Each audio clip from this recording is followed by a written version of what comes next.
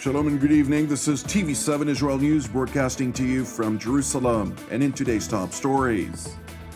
After several weeks of relative calm, Gazan Palestinians resumed their weekly protests on Friday with a long spat of clashes along the Strip's border fence with Israel. Iran's Supreme Leader Ayatollah Ali Khamenei instructs his country's armed forces to increase their power with the aim of scaring off the enemy as the country faces increased tension with the United States, Israel, and Saudi Arabia. The Russian and Syrian regime have resumed intensified strikes against Islamist-rebel targets in the northwestern Idlib and Hama provinces, following a failed attempt by the presidents of Turkey, Iran, and Russia to agree on a ceasefire that would have forestalled a Russian-backed offensive. After several weeks of relative calm, Gazan Palestinians resumed their weekly protests on Friday, with a long spat of clashes along the Strip's border fence with Israel. Protesters were seen rolling burning tires and hurling stones towards the Israeli soldiers stationed along the fence, while the Israeli military said that some of the Palestinian protesters threw firebombs and a grenade. Furthermore, incendiary kites were spotted in the air being sent towards Israel as part of Palestinian attempts to cause fires within the Jewish state. The Palestinian Health Ministry in Gaza claimed that a 17-year-old boy was shot dead during the clashes, while another 210 protesters were wounded. The IDF spokesperson's unit stressed, however, that the IDF troops had used riot dispersal means and acted in accordance with standard operating procedures based on the rules of engagement dictated by Jerusalem. Furthermore, Israeli officials accused the Islamist Hamas, which controls the Gaza Strip, of deliberately provoking violence at the border protests, a charge the Hamas organization denies. In response to the violent riots along the security fence and the damage the protesters caused to the Israeli security infrastructure, the Israeli Air Force said it targeted 2 Hamas observation posts in the Gaza Strip. Now, to a related matter, the Trump administration is expected to announce that it will close the Palestine Liberation Organization's office in Washington. U.S. National Security Advisor John Bolton is expected to announce the decision today during his speech to the Federalist Society in Washington. During his address, Bolton will emphasize that the Trump administration will not keep the office open when the Palestinians refuse to take steps to start direct and meaningful negotiations with Israel. In addition, Bolton will assert, according to a draft of his speech seen by TV7, that the United States will always stand with its friend and ally, Israel, further vowing to provide Jerusalem support within international bodies, including the International Criminal Court in The Hague, where the Palestinians are seeking to advance in legal proceedings against the Jewish state. The Palestine Liberation Organization office in Washington did not immediately respond to TV7's request for comment. In addition to the United States' decision to close the PLO's office in Washington, the U.S. State Department announced a decision to divert $20 million in aid earmarked for Palestinian hospitals in East Jerusalem. According to the statement, the decision came as part of a review of all U.S. aid to the Palestinians to ensure the funds were being spent in accordance with American national interests and were providing value to U.S. taxpayers.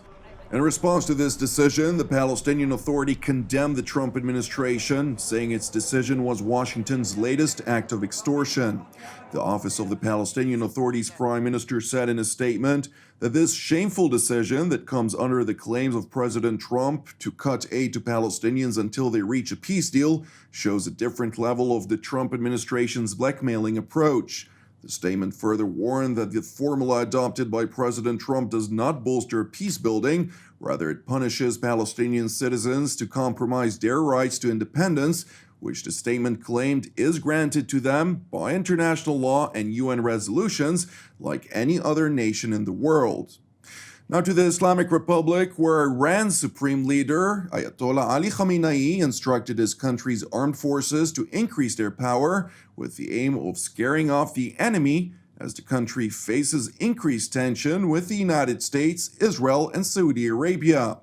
Attending a graduation ceremony for cadets of Iran's military, Khamenei was quoted as saying, "Iran and the Iranian nation have resisted America and proven that if a nation is not afraid of threats by bullies and relies on its own capabilities, it can force the superpowers to retreat and defeat them." The Islamic Republic's state-owned television showed the Iranian supreme leader watching drills by the Navy cadets and holding a conference video call with the commander of the naval forces of the Islamic Republic's Revolutionary Guards in the Gulf of Aden, which leads to the Strait of Bab el-Mandeb, an area Tehran threatened to block if Washington would follow through with sanctions against its oil exports, scheduled to take effect early November. The Iranian threat to block the Gulf of Aden brought about warnings from Washington, NATO, and other regional powers, vowing to respond with force to any Iranian attempt to block the crucial maritime route, as the Gulf of Aden is considered to be the most important oil transit channel in the world, with about a fifth of all oil consumed globally passing through on tankers every day. Meanwhile, in Israel's northern neighbor Syria, the Russian and Syrian regime have resumed intensified strikes against the Islamist-rebels' targets in the northwestern Idlib and Hama provinces, following a failed attempt by the presidents of Turkey, Iran, and Russia to agree on a ceasefire that would have forestalled a Russian-backed offensive. Friday's summit had focused on a looming military operation in Idlib, the last major stronghold of active opposition in Syria to the rule of President Bashar al-Assad. Turkish President Recep Tayyip Erdogan pushed for a ceasefire during the summit, but Russian President Vladimir Putin said a truce would be pointless as it would not involve Islamist militant groups, which the Assad regime and its allies deem as terrorists.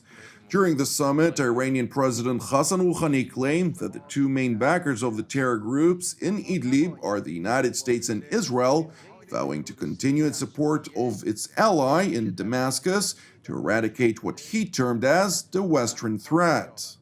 آمریکا و رژیم صهیونیستی که عاملان اصلی به وجود آوردن گروه‌های تروریستی هستند، امروز به خوبی احساس می‌کنند که با ایجاد گروه‌های تروریستی مسلح کردن اونها و حمایت کردن اونها به اهداف خودشون دست نخواهند یافت.